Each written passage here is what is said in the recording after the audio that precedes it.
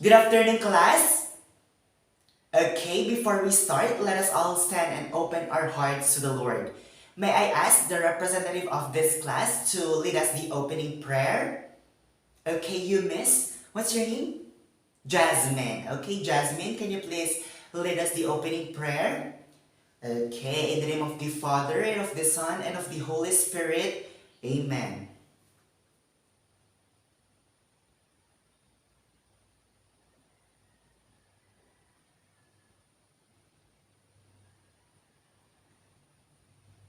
Okay, thank you, Miss Jasmine, for that heartwarming prayer. So before you take your seats, class, may I ask everyone to please pick up the pieces of papers or plastics underneath your chairs and kindly arrange your chairs accordingly. Thank you. So how's your day today, class? Is everything good? Nakapag-lunch ba tayong lahat? Okay ba tayong lahat? Okay, I hope everything is fine so that the flow of our session later on will be good and smooth. So, is there any absent for this afternoon class? May mga lumiban ba sa ating klase? Wala? None? Okay, I am glad that no one is absent for this class. So before we proceed to our discussion class, let's have a recap first for our last discussion. So last meeting, we already discussed about electric potential and electric potential energy. Once again, class, the electric potential. Yes, you, Miss Cindy. Okay, that is correct, Miss Cindy. In last meeting as well, we already discussed about how to compute electric potential and electric potential energy. Don't forget, class, that the formula of electric potential is V is equal to KQ over R. And the electric potential energy is U is equal to KQ sub 1 times Q sub 2 divided by radius or R. So don't forget those things, class. So before we proceed to our discussion, let's have our classroom rules first so that the flow of our session will be good and smooth. The number one is to sit properly and be quiet. Okay, this is very important. While the teacher is discussing in front of you, you need to be quiet and sit properly. Okay, the number two is to raise your hand and stand when you want to recite. And lastly is listen attentively, okay? Listening while the teacher is discussing is very important for you to be able to gain a lot of knowledge and information in our discussion later on. So that's basically our 3 classroom rules. Is it clear, class? Naintindihan ba natin? Okay. Before we proceed to our discussion, class, let's have a game first called 2 Picks 1 Word for you to have an insight and slight knowledge in our discussion later on. So, in this game, there will be a twist. I know that all of you is very familiar with 4 Picks 1 Word. Di ba? Alam niyo ba yung 4 Picks 1 Word? Okay. Alam niyo yung 4 Picks 1 Word? Wherein in that game, you need to guess. Walang clue doon. You need to guess yung 4 pictures na nagpapakita sa cellphones ninyo. However, in this game, 2 Picks 1 Word, there will be a twist. Okay? In this game, there will be a twist wherein I will be going to show you a 2 pictures and a jumbled letters. And you will going to arrange that jumbled letters into correct words. Okay, is it clear, class? Naintindihan ba natin yung 2 Picks 1 Word? Naintindihan ba? Okay, I am glad that all of you understand our directions. So let's start the game. So reminder, if you want to recite, just raise your hand and stand. So let's start with the first picture. Okay, who wants to answer the first picture? Okay, yes, you, Cindy. What's your answer? Floodings. Okay, let's see if your answer is correct. Okay, your answer is definitely correct. What about the number 2 from this side? Can I have your ideas or guess? Yes, you, miss. What's your name? Princess. Okay, Princess, what is your answer? It is what? A drought. Okay, let's see if your answer is correct. Your answer is definitely correct. What about the number 3 from this side? Can I have your idea, Mr. Joshua? Your answer is what? Louder, please. Rainstorm. Okay, let's see if your answer is correct. Your answer is definitely correct. That is the rainstorm. What about the number 4? Can I have your ideas? At the back, yung mga boys na nasa back, can I have your idea, Mr. Jerry? Yes? Louder, please. Climate. Okay. Let's see if your answer is correct. That is indeed correct. It is a climate. And last picture, can I have your idea from this side naman tayo? The girls at the back. What's your name? Jeanette. Okay, Jeanette, what is your answer? What? Louder, please. Dryness. Okay, let's see if your answer is correct. That is correct. It is a dryness. So, after the game that we had a while back class, okay, what word do you think can we make from those 5 words from the game earlier? Because those words from the game earlier is very interconnected with each other. They are related with each other. And if we connect them, mabubuo natin itong dalawang word na to, which is very familiar and nangyayari sa Philippines, if I'm not mistaken, yearly siya. Do you have any idea or guess? It starts with the letter E and starts with the letter L. Yes, you, Roseanne? Okay, that is correct. It is El Niño and La Niña, okay? If we connect those words from the game earlier, mabubuo natin yung word na El Niño and La Niña. So, do you have any idea, class, what is El Niño here in the Philippines? Siyempre, El Niño is nangyayari to yearly, if I'm not mistaken, here in the Philippines. Do you have any idea kung ano yung El Niño? You have? Yes, Mr. Justine? Okay,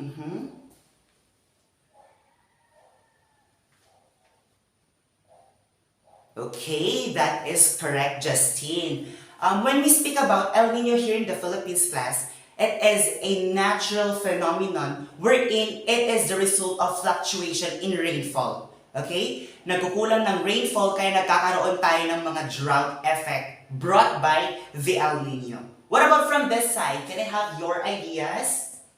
Can I have your idea, Miss? What's your name again? Cindy. Ay, no, Candy pala. Candy. Sorry, I'm sorry. Yes, Candy?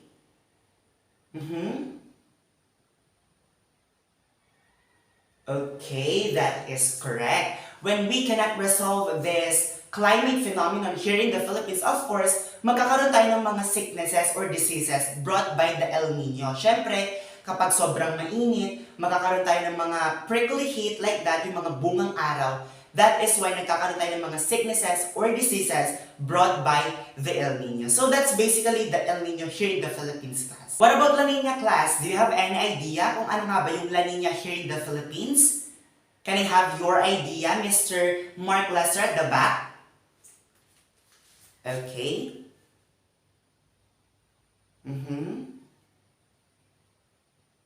Okay, that is correct. La Niña, class, here in the Philippines is a climate phenomenon wherein it is having a rainy conditions brought by the natural phenomenon na yung El Niña, okay? When that climate phenomenon happens here in the Philippines, of course, we humans affect in a negative way. Siyempre, magkakaroon tayo ng mga floodings like that. Yun yung mga effect na maaaring mangyari if mayroon La Niña here in the Philippines. What about from this side? Can I have your ideas? Kung ano nga ba yung La Niña? Yes, Miss Feby?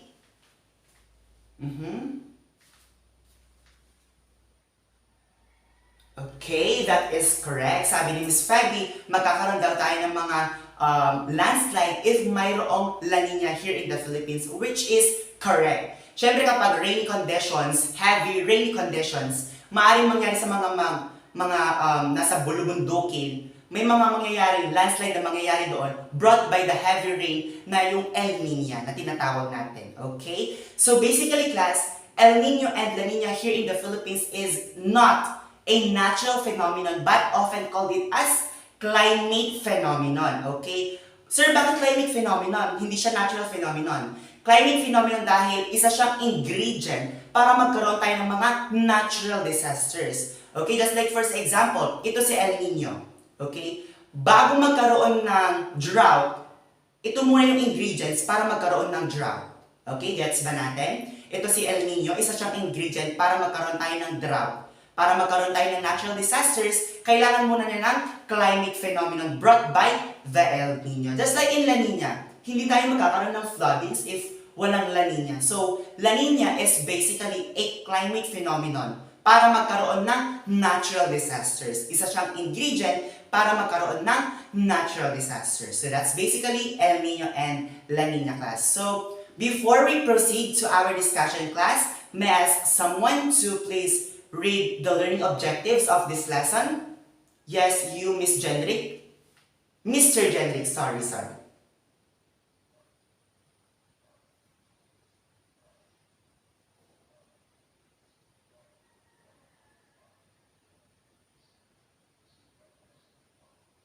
Okay, thank you, Miss Jenry. So at this moment, class, let's now discuss our topic for this afternoon, which are the La Niña and El Nino, the difference between the two, and the effects of El Nino and La Niña, and the things we need to do in case of El Nino and La Niña here in the Philippines. First, let's unlock the difference between El Nino and La Niña. So can you please read the definition of El Nino, Miss Edsel?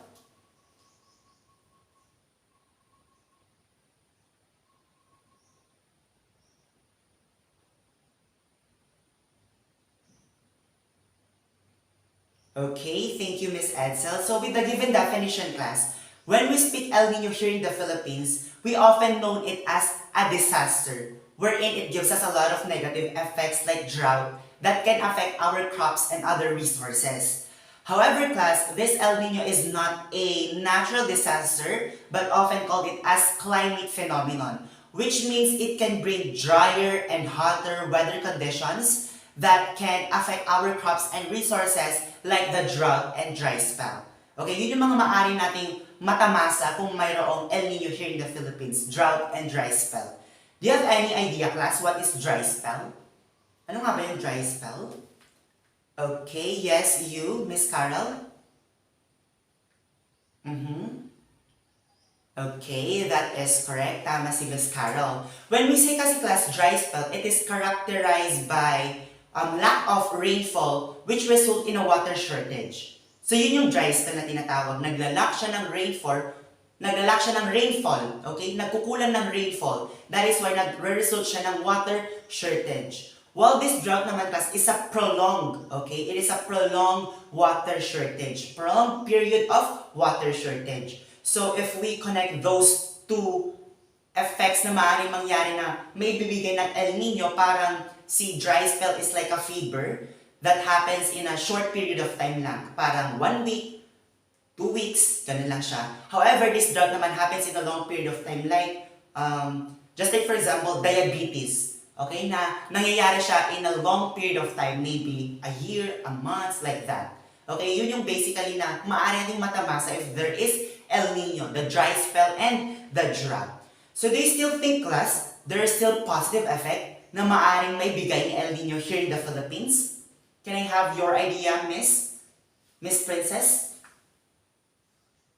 Okay.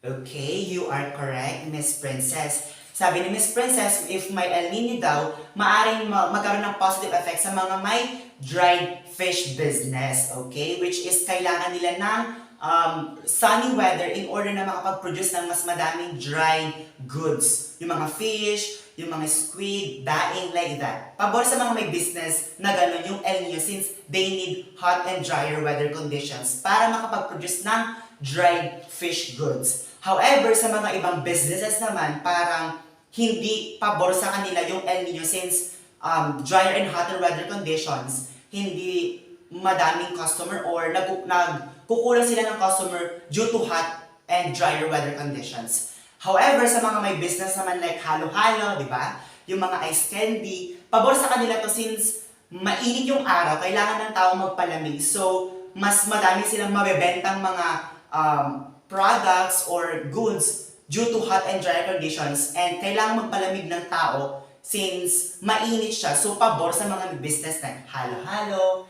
ice candy, like mga ganyan. So there is still positive effect of El Nino here in the Philippines. What about from the back? Do you have any ideas kung ano nga ba yung mga positive effects of El Nino here in the Philippines? Can I have your idea, Mr. John Mark? Mm-hmm.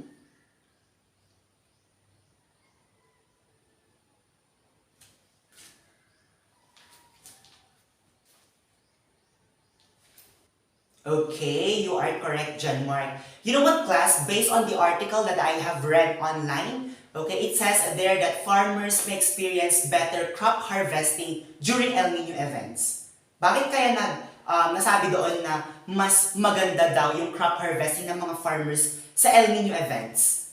Okay, it is because if sunny weather, just like for example lang ha, if mag-harvest sila ng mais, okay, if yung weather condition natin is sunny, tuloy-tuloy yung process ng harvesting nila papunta sa buying station.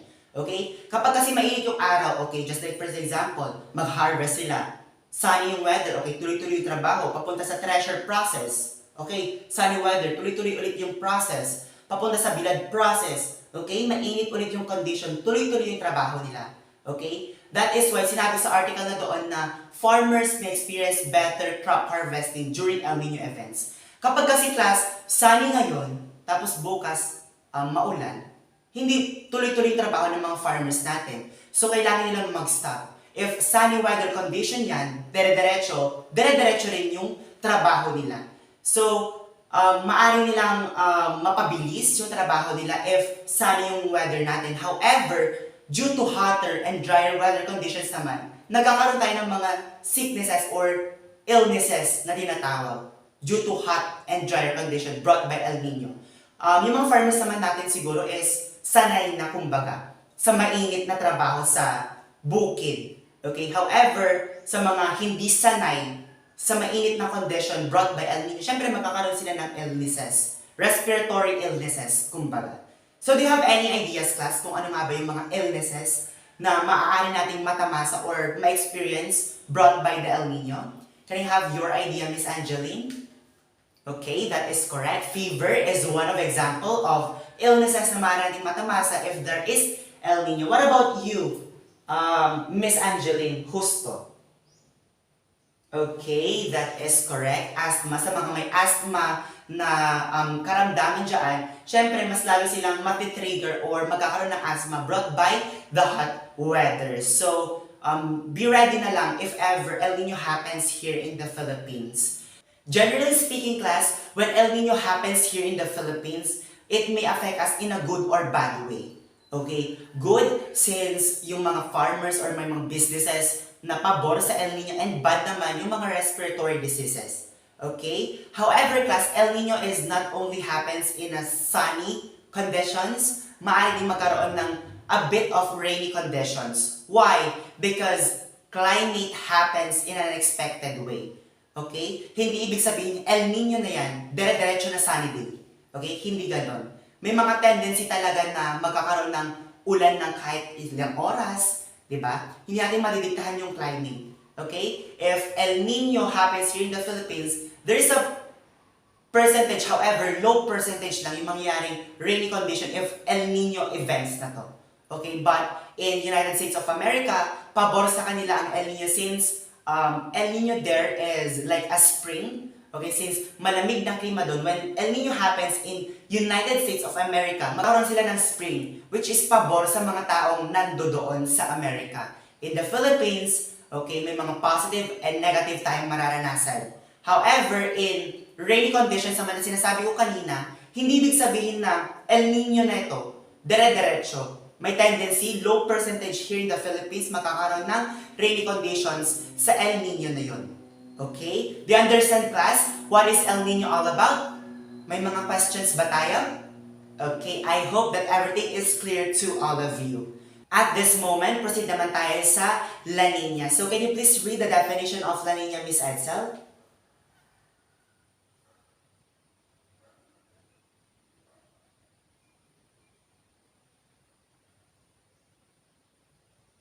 Okay, thank you, Miss Edsel. So when we speak about La Nina here in the Philippines class, it is basically a climate phenomenon wherein it typically brings increased rainfall and elevated the risks of typhoon. Meaning to say, class, that this La Nina is characterized by lower than average surface temperature, which can lead to a disasters like typhoon. Okay, so whenever this climate phenomenon happens here in the Philippines, we need to be prepared. Okay, we need to prepare ourselves because climates happens in an unexpected way or disasters happens in an unexpected way. So what do you think, class, are the things na mangyayari if there is La Nina here in the Philippines aside from typhoon? Can I have your idea, Miss Rose Ann?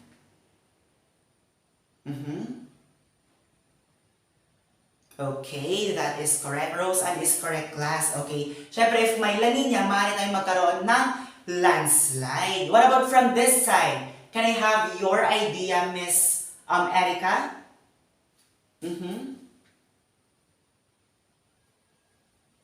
Okay, Erica is correct din, class. If may La Nina here in the Philippines, syempre magkakaroon tayo ng floodings. So aside from floodings na sinabi niya is magkakaroon tayo ng destructions from our houses. Okay, what about from the back? Can I have your idea, Miss Lugay?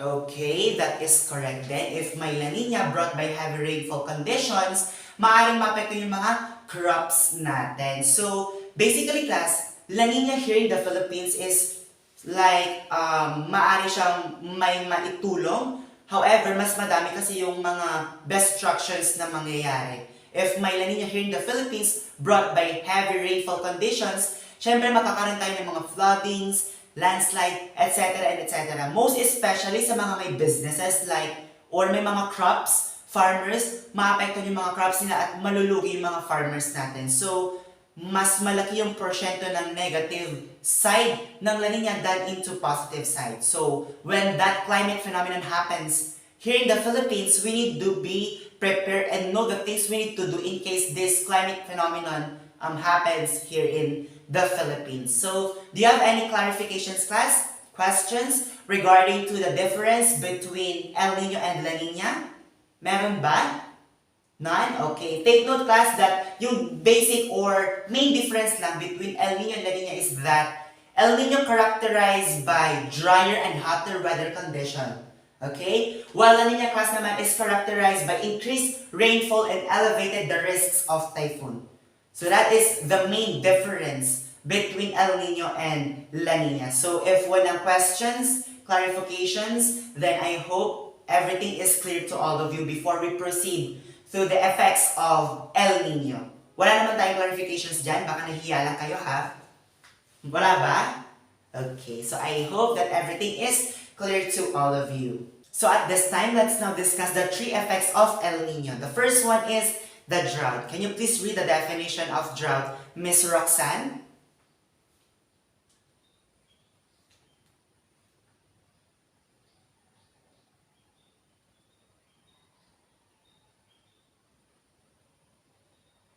Okay, thank you, Miss Roxanne. So when we speak about drought, class, it basically revolves around to the abnormal precipitation level that can lead to a water shortage, okay? And because of that, it affects not only for the humans, but for the animals and plants as well, okay? Because we all need water. So hindi lang tayo yung maapektuhan, even plants and animals. Even though there's no food, as long as there's water, we can be able to survive. Okay, so this drought, class, is a natural phenomenon which result in a negative impact in overall ecosystem health. Why overall ecosystem health, sir? Because hindi lang tao yung maapektuhan if there is drought. Okay, hindi natin masasabing tao lang yung maapektuhan if there is drought. Pwede ding maapektuhan yung mga plants, pwede ding maapektuhan yung mga animals natin. So overall ecosystem health will suffer or will experience negative impact brought by this drought. So that's basically the drought, class. It basically revolves around to the abnormal precipitation level, which can lead to a water shortage. So what do you think, class, is the effects na maaring mangyari sa mga tao and animals if there is drought. Since we are talking about drought here, may mga effects pa yung drought. So do you have still any idea or do you have any idea? Yes, mga effects na maaari pang maibigay ni drought sa atin. Can I have your idea, Miss Clean?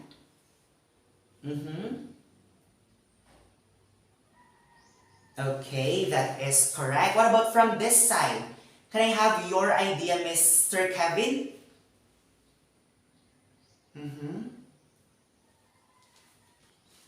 Okay, you are right, Mr. Kevin. So generally speaking, class, droughts effect in a various aspect in our environment will result in a negative way. Okay? Since if the absence of crop continues, our economy will decreases and the prices in the market will increases. Because crop products kasi class is very important, and if it is affected or naapektuhan siya ng drought, syempre yung mga presyo sa market will increases. Okay? And hindi yun maganda or hindi yun nakakatulong, okay, sa mga consumers natin. So magre-result siya in a negative way. So drought is basically affects, okay, overall ecosystem health. So that's basically the drought, class. Okay, next effect of El Nino is we have a wildfire. Can you please read the definition of wildfire, Mr.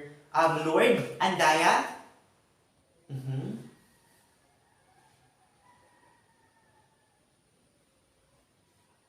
Okay, thank you, Lord. So with the given definition, class, when we speak about wildfire, it is also known as forest fire. Okay? And forest fire is mostly happen in the rural areas, if I'm not mistaken. Yung mga may bundok-bundok, yung mga madaming punong kahoy, mga forest. And because of the extreme hotness and drier weather condition brought by the El Nino, we may experience wildfire. Okay? So this natural disaster, class, has a significant ecological impact, okay, that can lead to the loss of biodiversity and even destructions in habitats. When we speak about wildfire, class, basically, malawak, okay, yung maaring mag-cause ni wildfire. Hindi lang siya isang hektarya if hindi yun naagapan ng maigi or hindi naagapan ng mabilisan, maaring kakalat yun at magkakaroon siya ng impact sa habitat ng mga tao or even animals. So that's basically the wildfire, class. When this natural disaster happens here in the Philippines, syempre, we need to be prepare ourselves.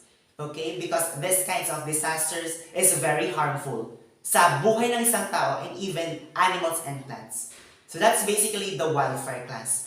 Last effect of El Nino, class, is the crop failure. Okay, can you please read the definition of crop failure, Justine, at the back?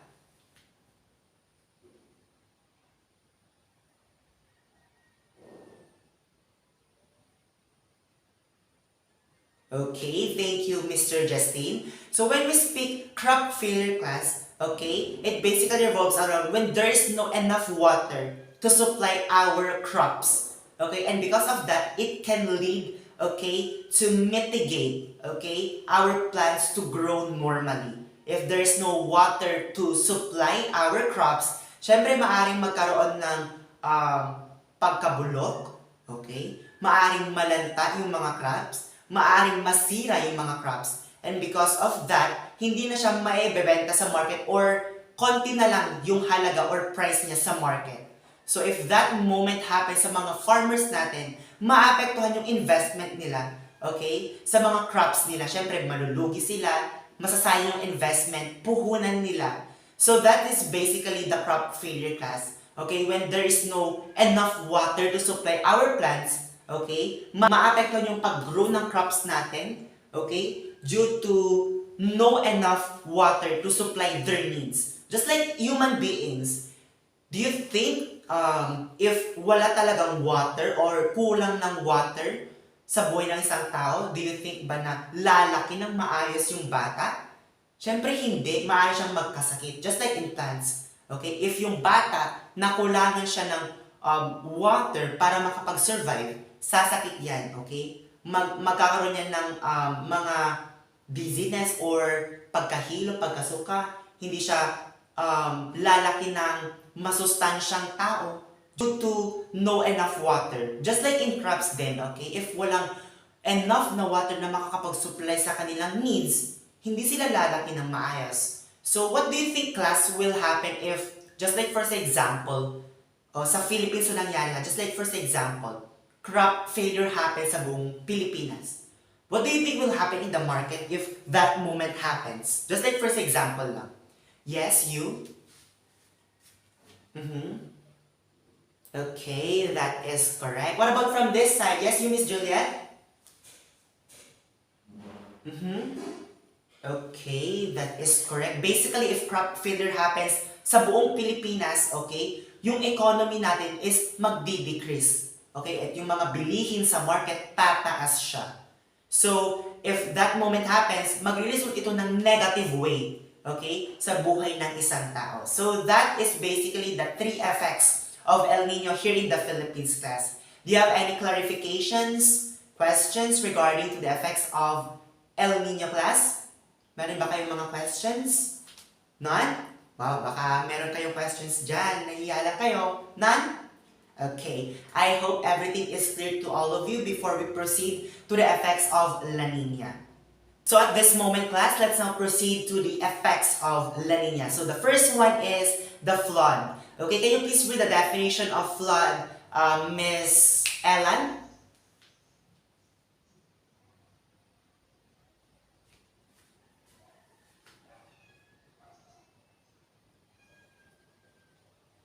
Okay, thank you, Miss Alan. So when we speak about floods, class, it basically revolves around when a water exceeds normal level submerging land. And because of that, it affects us human beings in a negative way. Okay, we may experience widespread damages, okay, damages to infrastructure. Siyempre kapag may floods, maaaring maapektuhan yung mga bahay natin, mga businesses natin. Okay, if the heavy rainfall, okay, nangyari sa Philippines, maaaring masira yung mga bahay, okay, masisira yung mga businesses, like that, etc. etc. So widespread damages yung mangyayari sa Philippines if floods happens brought by this La Niña. So I have here, class, a video presentation pertaining to the floods, okay, na binigay or brought by La Niña. So watch this video. The country has been experiencing rainy days since last months of 2022.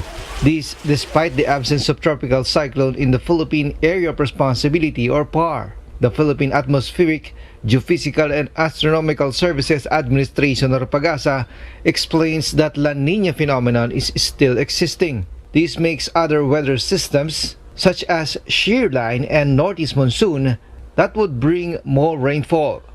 So ito ay nangyayari, hindi man yearly na normal, but tuwing La Niña season ay nagkakaroon tayo ng ganitong mga malalakas na pagbuhos at mahahabang duration ng rain events. So ito yung nagtutulot ng mga pagbaha, pagguho ng lupa. Dr. Esperanza Kayanan, the Deputy Administrator of PAGASA, said the same weather condition was also experienced in the past year and it could also cause landslides and other hazards. That was in 2006 kung saan La Niña din noon, and yung nagumpisa or naging dahilan ng landslides doon sa Ginsaogon ay dahil din sa mga pagulan for about more than a week. But Dr. Kayanan reminds the public that it is important to know the potential hazards in their area. This will enable them to prepare and seek safe places before a catastrophe happens. The official noted that mountains became bald and no trees would hold soil to prevent landslides. And even sa rivers, kung may mga ibang ilog na medyo may nababarahan na iipon ng tubig, biglang bibigay yung mga nakabara, biglang dalo yung malakas na tubig doon sa kailugan at bababa doon sa plain areas. La Niña is expected to end in March, but the El Niño phenomenon would loom starting in July this year. About 3 to 7 tropical cyclones may enter the Philippine Area of Responsibility from February to July. Ray Pelayo, UNTV News and Rescue, we serve the people, we give glory to God. So as you can see there, class, widespread damages yung nangyari, class. Okay? Hindi pambihira yung floods na mangyayari, okay, if the heavy rainfall continues. Okay? Maaari tayong mamatay pa, okay? Maaari tayong magkasakit if there is flood. So that's basically a flood, class, when the water exceeds normal level, submerging land. Okay, so that's basically a flood. So next one, class, is landslide. So can you please read the definition of landslide, Mr. Rodney?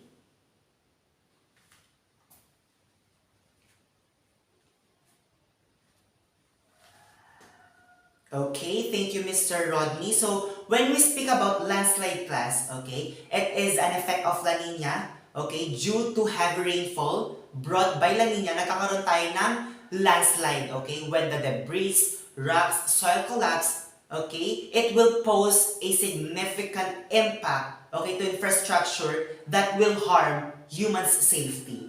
Okay? When this landslide happens, we need to be alert. Okay? Just like first example, okay, alam mo na ang La Nina events, okay? Wala kang pakialam, nasa bundok kayo. Natutulog ka lang, wala kang pakialam. And merong palang portion sa bundok na yun is magigiba na siya. Okay? Natulog ka lang, hindi ka naging alert. Okay? Pwede kang mamatay doon if hindi ka naging prepared. Okay? Sa mga mangyayari pa. Okay? Because climate happens in an unexpected way or disasters happen in an unexpected way. So that is basically a landslide, class. Okay? Next effect of La Nina is we have crop failure. If kanina sa El Niño is crop failure, ngayon naman sa La Nina is crop destructions. So can you please read the definition of crop destruction? Mr. What's your name again? Joshua. Okay, sorry. Joshua, can you please read the definition of this one?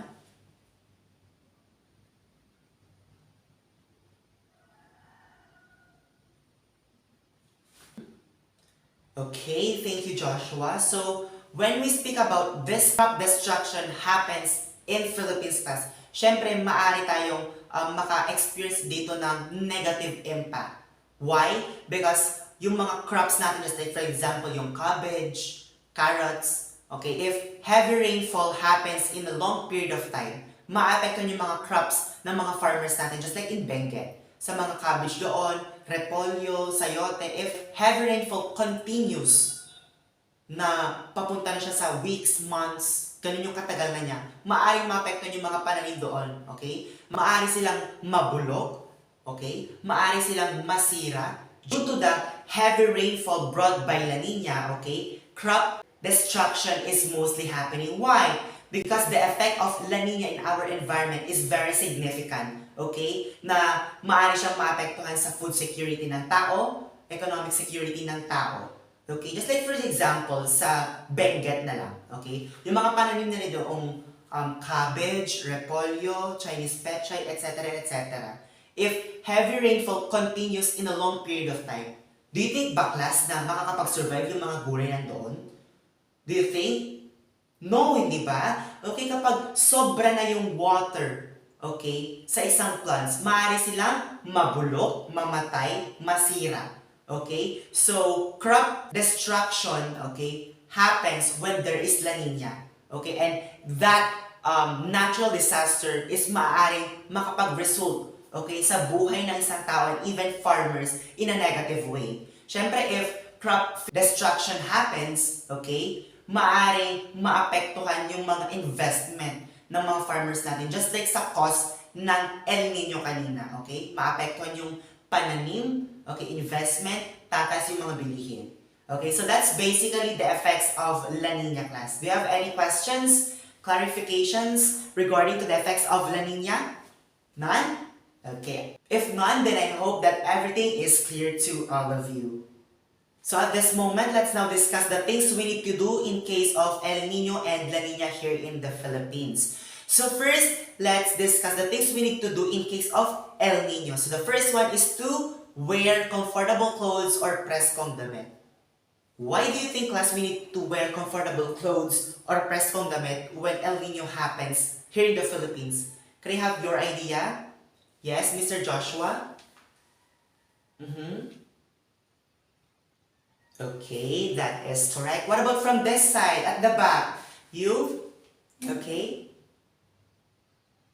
Okay, that is correct. Syempre, if El Nino na, okay, it basically brings drier and hotter weather condition. Meaning to say, kailangan natin magsuot ng mga comfortable clothes or pressed-on damit since yung weather condition natin is mainit. Okay? Kapag ba nagdamit ka ng, let's just for example, bulky or makapal, do you think maganda yon? Syempre hindi. Okay? Baka maaari ka pang magka-convulsion, okay? Due to hot weather conditions kapag nagsuot ka ng mga makakapal na damit. Okay? In the Philippines, we are in a humid country. Okay? Mainit na, tapos pinainit pa ng El Nino. Oh. Di kailangan natin magsuot ng mga preskong damit. Okay? Comfortable clothes. Ika na. So that's the first thing we need to do in case of El Nino. The second one is to drink enough water. Okay? Syempre, El Nino, mainit yung weather natin. Okay? We need to drink enough water. We need to hydrate ourselves. Okay? Maaari tayong magka-heat stroke. Okay? Maaari tayong magkaroon ng or maaari natin ma-experience yung dehydration if we didn't drink enough water in the El Nino events. Syempre kapag El Nino na yan, sobrang init.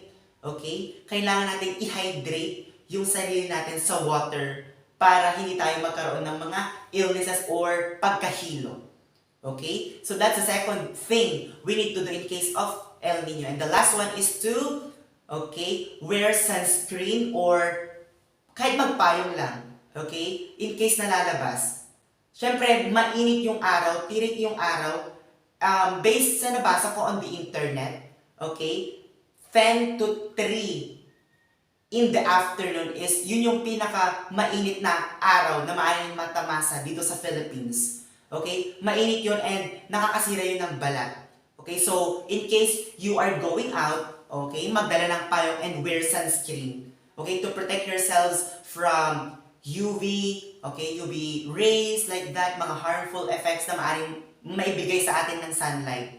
Okay? If mag-wear tayo ng sunscreen, at least protected man lang yung balat natin away from mga skin diseases. Okay, magdala ng payong in case nalalabas. Okay, siyempre mainit na yung weather natin, huwag tayong magpakatigas ng ulo. Okay, since if we didn't do, okay, the things na sinabi ko is maaari tayong maka-experience ng mga mas malalapang, okay, mangyayari sa ating katawan.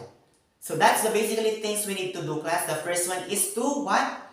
Okay, to wear comfortable clothes. Okay, press kong damit. The second one is to drink enough water. And the last thing is to wear sunscreen or bring umbrella when you are going out.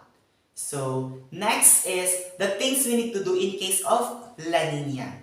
So, at this moment, let's now discuss the things we need to do in case of La Niña, class. So, the first one is to stay alert. Why do you think, class, we need to stay alert when La Niña happens? May mga ideas ba kayo? Can I have your ideas? Yes? Okay, that is correct. What about from this side? Yes? Okay, that is correct. We all know, class, that La Niña brought by heavy rainfall conditions. Okay? And if that rainy conditions happens in a long period of time, syempre, magkakaroon tayo ng mga floods. Okay? And we need to stay alert. Okay, most especially kapag nasa mababang areas kayo, if may mga floods na, you need to stay alert. Okay, baka kailangan nyo nang mag-evacuate, okay, in case lang. So, you need to stay alert as always when La Niña happens. Okay, huwag tayo papetiks-petiks na nakahiga lang dyan, walang pakialam, baha na pala, di ba? So, yung mga bahain dyan sa mga bahay nila, okay, you need to stay alert. Okay, as always, kasi climate happens in an unexpected way or disaster happens in an unexpected way. Okay? Hindi mo alam, natutulog ka pala, bahana. Okay? So, wala ka ng time para mag-empake ng damit at mag-evacuate. So, you need to stay alert as always. So, the second one is to stay away from flood waters. Why do you think, class, that we need to stay away from flood waters in La Nina events? Why do you think? Yes? Okay, that is correct. Okay, yung mga flood waters kasi sa La Nina is full of germs, bacteria, okay, and sometimes may mga rat urines pa doon. Okay, and because of that rat urines, may sugat ka pala, sumulong ka na sa, tawag doon, baha. Okay, and nagkaroon ka pa ng leptospirosis. So, you need to stay away from flood waters during and after La Nina. Okay? Siyempre, may mga unexpected na mangyayari pa. Okay, kapag sumulong ka sa baha, maaaring magkaroon ka ng sugat, okay, na maaaring mo pang ikamatay. Siyempre, kapag baha, siyempre, madumi yun, okay, and you need to stay away from that flood waters in order for yourself na maprotektahan, okay, sa mga maaaring mangyaring masama. Okay, so the last one is to stay inside in your house during and after, okay, La Nina. Why do you think, class, we need to stay inside in our house during La Nina? Siyempre kapag La Nina kasi is brought by heavy rainfall conditions and mostly is floods kasi or typhoons yung nangyayari during La Nina. Why do you think that we need to stay inside in our house? Yes? Okay, that is correct. May mga unexpected ways or unexpected scenarios kasi na maaaring mangyari if lalabas pa tayo during typhoons or floods. Okay? Para maprotektahan yung sarili natin, stay inside na lang. Okay? And wait for the news or updates ng inyong mga barangay if you need to evacuate as soon as possible. Okay? So that's the things we need to do in case of El Niño and La Nina. So, do you have any clarifications, class? Questions regarding to the things we need to do in case of La Nina and El Niño? None?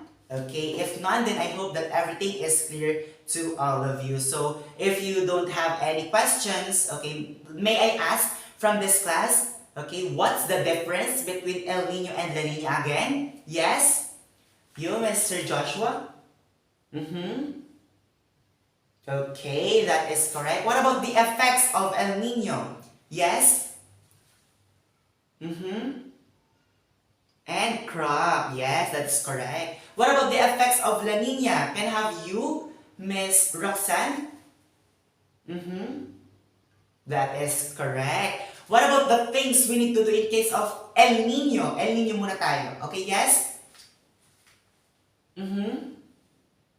Okay, that is correct. What about the things we need to do in case of La Nina? Yes?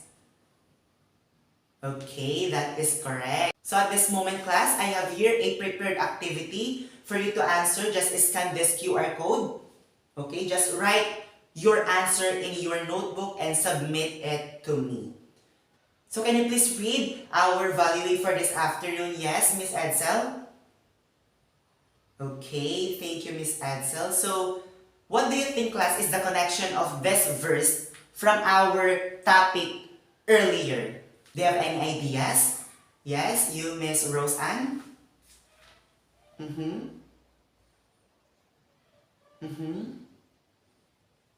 Okay, that is correct. What about from this side? Can I have your ideas? Yes, you, Miss Juliet? Okay. So this verse, class, is very related in our topic earlier. So parang pinapakita dito sa verse na even though ma-experience man natin yung El Niño and La Nina in the Philippines yearly, as long as we trust God's plan, okay? Even though mahirap yung dadaanan natin, as long as God is in us, okay? Malulutas at malulutas natin yon as long as we trust Him. Okay, so we as a human being, we need always to center our life in Him, okay? Because whatever happens, as long as nandyan siya para sa atin, na para mag-guide sa atin, para protektahan tayo, para iligtas tayo, kahit El Niño and La Nina happens in the Philippines yearly, okay, maliligtas tayo because we trust God's plan. Okay, so that is basically the connection of this verse from our topic earlier. So, at this moment, can you please read your assignment, Mr. Justine? Okay, thank you. So you will submit it next meeting to me. So I hope that you guys learn a lot from this class. Okay, thank you and God bless.